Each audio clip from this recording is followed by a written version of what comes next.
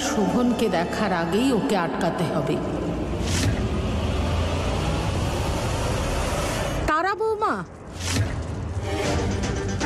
এতক্ষণ ধরে তুমি কোথায় ছিলে? আসলে মা ঠাকুরন খুব জ্যাম ছিল আজকে রাস্তায়, ওখানেই আটকে গিয়েছিলাম। আচ্ছা,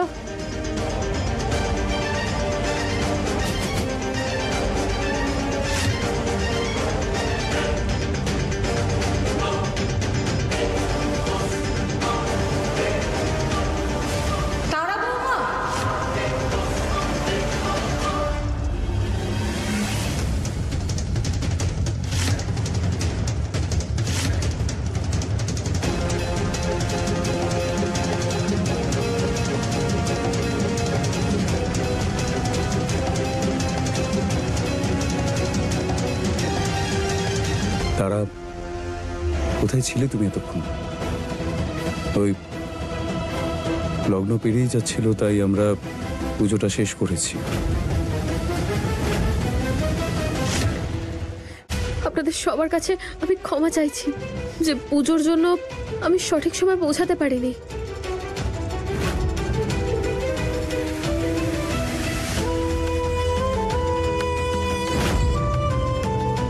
কপাল ভালো, তারা বৌমার সন্দেহ হয়নি। হে দেবী মা, আমরা আর কতদিন এভাবে সত্যিটা লুকিয়ে রাখবো তারা দিদির থেকে? এমন মনে হচ্ছে যেন আমরা তারা দিদিকে ঠকাচ্ছি। আমার মন কিছুতেই মানছে না এটার জন্য।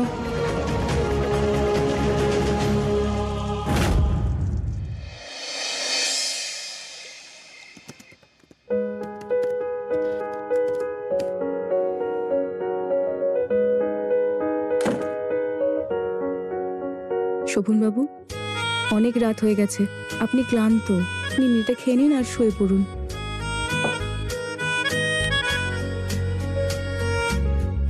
রাত তো তোমার জন্যও অনেক হয়ে গেছে। যখন তুমি বাড়ির কাজ করে ক্লান্ত হও না, তখন আমি কিভাবে ক্লান্ত হই? আর আজকে তুমি অনেকটা হেঁটেওছেও, নিজের স্ত্রী ধর্ম পালন করলে, তো এই দুধ আজ তুমি খাবে। কিন্তু শোভনবাবু, এটা তো আপনার জন্য। আমার সমস্ত কিছু তোমার জন্যই। চলো খেয়ে নাও। শোভনবাবু, এটা আমি কি করে খাবো? মুখটা খুলে, যেমন ভাবে মানুষ খায়। চলো।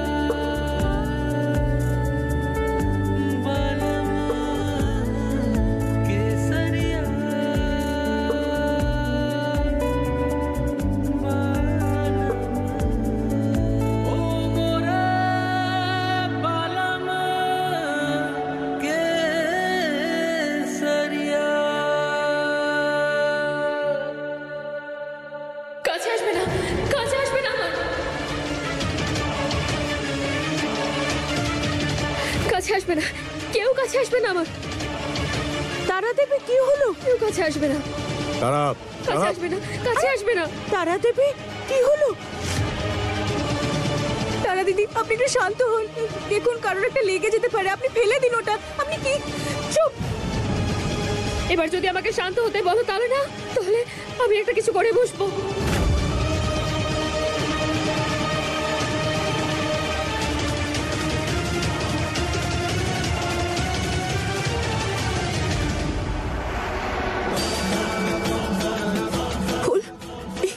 বৌদির হঠাৎ করে কি হলো? হে কানাই, এমন না তো যে তারা দিদির আবার নতুন সমস্যা শুরু হলো? ওনাকে তুমি সুস্থ করে দাও, ওনাকে শান্ত করার কোনো পথ দেখাও।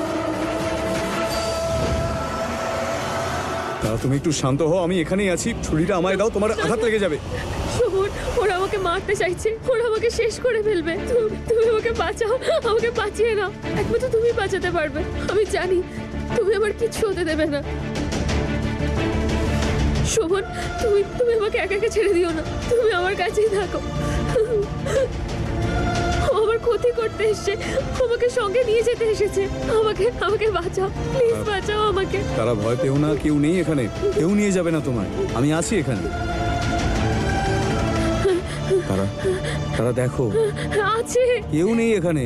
আরে ও ওখানে দাঁড়িয়ে আছে, ওই পিলারটার পিছনে।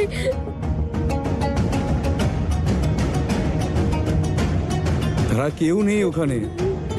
তারা দিদি ওখানে কেউ নেই, আপনি এমনিই ভুল ভাবছেন। তুমি একদম আমার কাছে আসবে না, একদম কাছে আসবে না, নইলে ছুরি চালিয়ে দেবো। তারা দিদি, আপনি আমাকে কেন ভয় পাচ্ছেন? আমাকে ছাড়ুন, এবারে কেউ আপনাকে ক্ষতি করতে চান না, আপনি একটু শান্ত হন। আরে তুমি নয়, ও তোমার পিছনে যে তারা ফুলের পেছনে কেউ নেই। আছে আছে আছে, দেখো দেখো ও আসছে। তোমাদের কোনো আন্দাজ নেই ও কতটা ভয়ঙ্কর।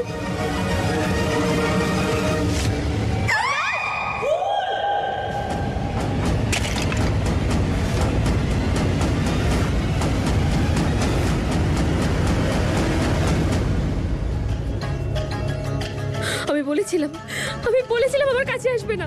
তারা এই ছুরিটা আমাকে দাও। তারা কেউই ছিল না আমার পেছনে, আপনি শুধু এটা ফেলে দিন, যে কোনো কারো লেগে যেতে পারে, আপনারও লেগে যেতে পারে, কিছু করুন শোভন বাবু। তারা ছুরিটা দাও আমায়। না না না তারা না, না, আমি ছুরি দেবো না। আমি যদি ছুরিটা দিয়ে দিই, ও এই ছুরিটা দিয়ে আমাকে মেরে ফেলবে। ও আমায় আমার শোভনের থেকে আলাদা করতে চায়, কিন্তু এবার আর নয়। এবার আমি আমার শোভনের থেকে কোথাও দূরে যাব না। ফুল, ফুল, তুমি ঠিক আছো?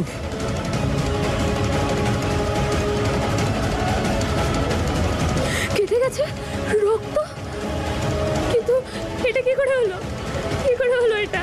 তুমি আমি কিচ্ছু করিনি, এই সব কিছু ও করছে, ও এটাই চায়। শোভন, তুমি আমাকে বিশ্বাস করো, আমি কিচ্ছু করিনি।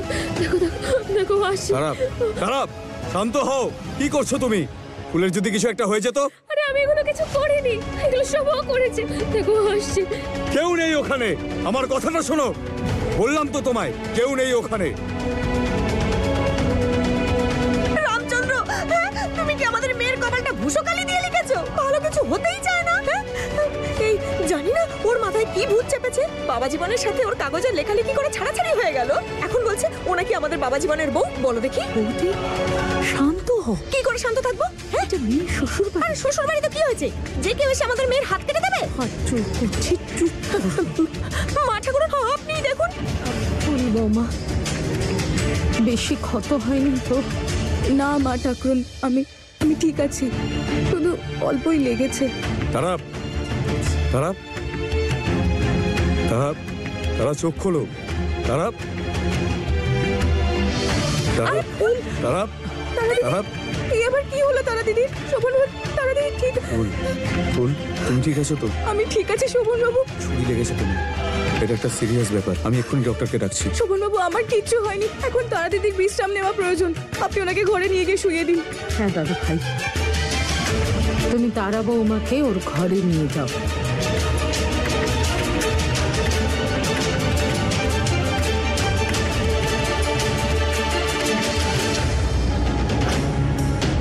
ফুলমা, তারা বৌমা এই রকম ব্যবহার কেন করছিল? জানি না মা, কিন্তু এইটুকু বুঝতে পারছি ওনার ভয় পাবার কিছু তো কারণ আছে, তাই জন্যই হয়তো এরকম করছে।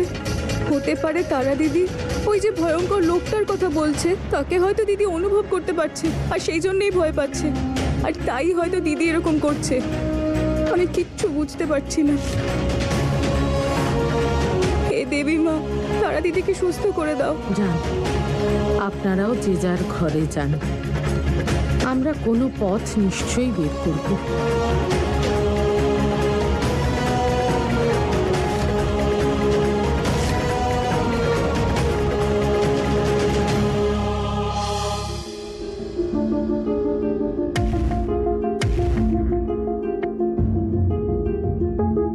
শোভনবাবু, ডাক্তারবাবু কি বললেন? তারা দিদি সুস্থ হয়ে যাবে তো? অ্যাক্সিডেন্টের ট্রমা এটা। ডাক্তারবাবু বললেন যে অ্যাক্সিডেন্টের ট্রমার জন্য মানুষের মনে ভয়টা একেবারে গেঁথে যায়, আর তারপরে সে অদ্ভুত অদ্ভুত কাজকর্ম করতে থাকে।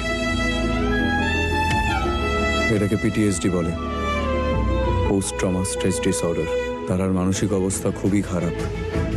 আমাদের এই বিষয়টা সবসময় মাথায় রাখতে হবে। যদি কোনো পুরনো ঘটনা মনে পড়ে আর ও যদি স্ট্রেস নেয়, তাহলে ওর মাথায় প্রেশার পড়তে পারে। স্বপনবাবু, আমার ভীষণ খারাপ লাগছে তারা দিদির এই অবস্থা দেখে। আমি সব রকম চেষ্টা করব তারা দিদি যেন কোনো অসুবিধা না হয়। চিন্তায় তো তুমিও আছো ফুল। তারার হঠাৎ করে চলে আসা, আমাদের সম্পর্কের সত্যিটা লুকোনো, তোমার জন্য কি এটা খুব সহজ? শোভন, আমাকে ছেড়ে যেও না। তারা দিদি জ্ঞান ফিরছে। শোভন,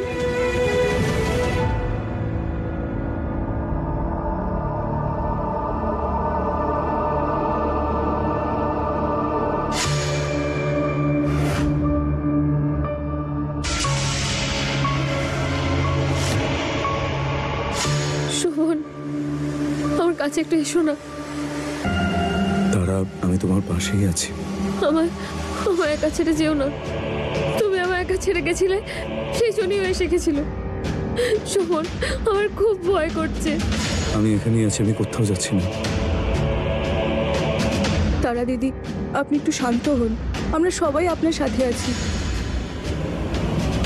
আমি শুধু শোভনের সঙ্গে থাকতে চাই। তুমি কি করছো এখানে? চলে যাও, চলে যাও এখান থেকে। তারা, শোভনবাবু, আপনি আপনি তারা দিদিকে এই ওষুধটা দিয়ে দেবেন। তারা দিদি, আমি আসছি।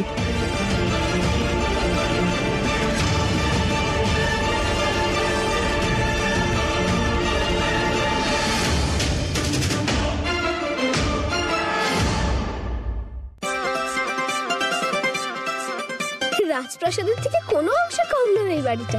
দারুণ। হ্যালো, হ্যাঁ হ্যালো, না না শুনতে পাচ্ছি না, আমি বাইরে গিয়ে কথা বলছি আপনার সঙ্গে। হ্যাঁ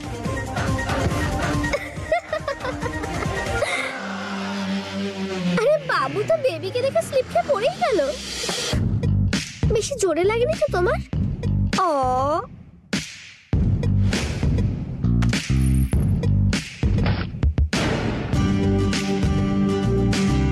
এটা হলো গ্রাম। এখানকার মানুষের খিদেও আছে, আর সেই খিদে মেটানোর জন্য সবকিছু করতে পারা মানুষও আছে। তাই নিজের মাকে বলবেন এসব দামি দামি গয়না পরে বাজারে যেন না বেরোয়। আচ্ছা, এটা কিন্তু তুমি ভুলেও ভেবো না যে আমি তোমার পিছু করে এখানে চলে এসেছি। আমার নাম হলো মলি, ফুলের বোন মলি। এমনিতে আগেকার মানুষরা বলতেন যে রাস্তায় জিনিস পড়ে থাকলে সেটা তুলতে নেই। কিন্তু তোমাকে দেখলে খুব খারাপ লাগছে। হাত তো ধরো, উঠে পড়ো।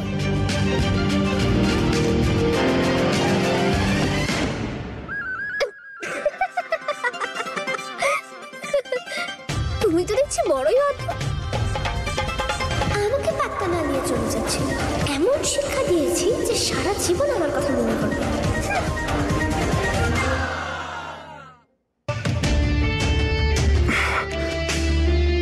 ভেবেছিলাম সুন্দরীদের থেকে দূরে থাকবো, কোত্থেকে এই মেয়েটা যে বাড়িতে এলো, খুব উড়ছে দেখছি। এই অপমানের প্রতিশোধ তো আমি নিয়েই ছাড়বো। The game is on.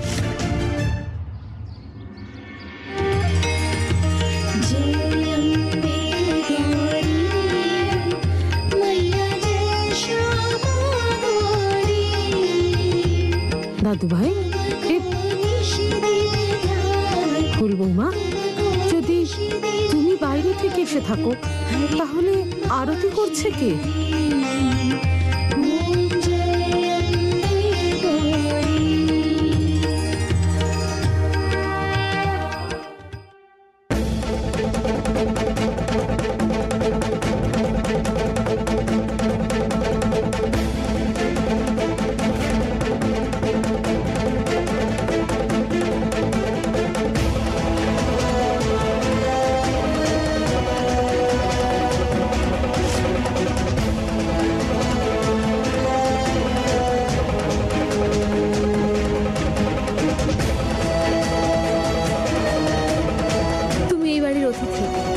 আরতির তাপ তো সব থেকে আগে তোমার পাওয়া উচিত।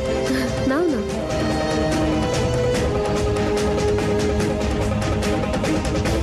তারা দিদি, আপনার শরীর এখন কেমন আছে? আবার রাত্রে আপনি দুঃস্বপ্ন দেখেননি তো? স্বপ্ন? কেমন স্বপ্ন? আমি তো কোনো স্বপ্ন দেখিনি। আর আমার শরীর তো একদম ঠিক আছে, আমার কি হবে? আপনার কালকের কথা কোনো কিছুই মনে নেই? আমার স্বপ্নের কথা ভাবতে ভাবতে হয়তো তুমিই স্বপ্ন দেখতে শুরু করে দিয়েছো। আর কাল এমন কি হয়েছিল যে তুমি এইসব জিজ্ঞেস করছো?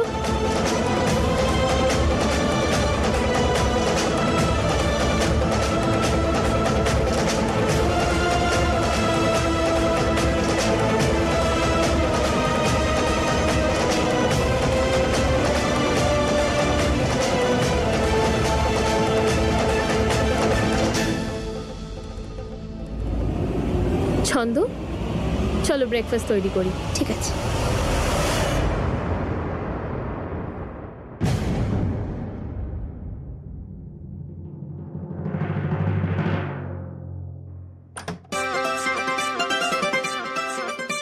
বাপরে, এত বড় ঘর! আরে স্বর্গের কোনো দ্বিতীয় ব্রাঞ্চ খুলেছে নাকি পৃথিবীতে? আলাদাই ব্যাপার তো। এই ঘরটাতে তো আমাদের গোটা গ্রামের লোক থাকতে পারবে, আর তাও আবার লালি গরু আর ছাগল মুন্নির সঙ্গে। আর এখানে তো এত বড় ঘরে একজনই থাকে।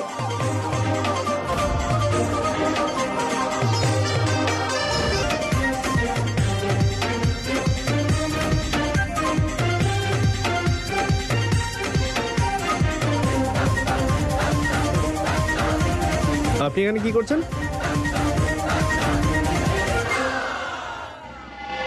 আপনি আমার মায়ের রুমে কি করছেন?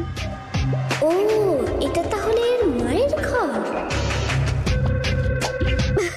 আসলে আমাদেরকে এখানে থাকতে দেওয়া হয়েছে তো, তাই ভাবলাম শুধু শুধু থাকবো নাকি, তাই একটু পরিষ্কার করছিলাম। পরিষ্কার করে একটু চকচকে তো এমনিই আছে। আমি শুধু ভাবলাম যে ফ্রিতে তো থাকবো না, একটু পরিষ্কারই করি বরং। কিন্তু তুমি এখানে কি করছো? তারার কালকে রাতের কিচ্ছু মনে নেই।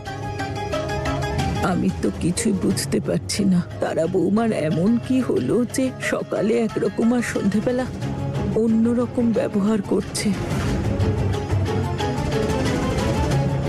আমাদের সাবধানে থাকতে হবে, এমন কিছু যেন আমরা বলে না ফেলি যাতে তারা দিদির অসুবিধা হয়। তারা দিদির খেয়াল রাখতে হবে আমাদের, কেননা আমরা জানি না আমাদের কোন কথার প্রভাব কিভাবে পড়বে তারা দিদির ওপর, আর ওনার শরীর আরো খারাপ না হয়ে যায়। কিন্তু কতদিন একটা মিথ্যেকে আমরা এইভাবে এগিয়ে নিয়ে যাব? কতদিন আমি এই মিথ্যে সম্পর্কটাকে বয়ে নিয়ে যাব, আর যেটা আমার সত্যিকারের সম্পর্ক সেটা লুকিয়ে রাখবো? কোনো না কোনো একটা দিন ও তো সত্যিটা জানতেই পারবে। শোভন দাদু ভাই, এখন এসব কথা বলার নয়। একবার তারা বৌমা ঠিক হয়ে গেলে আমরা বসে বোঝাতে পারবো ওকে। যতদিন না তারা বৌমা সুস্থ হয়ে যাচ্ছে কেউ কিচ্ছু বলবে না ওকে।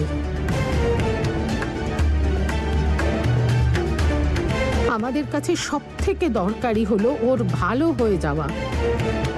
ফুল বৌমা, তোমার মন তো অনেক বড়, আর তুমি তো সবার মঙ্গল কামনা করো। আমি জানি যে কোনো স্ত্রীর পক্ষে এটা এত সহজ নয়।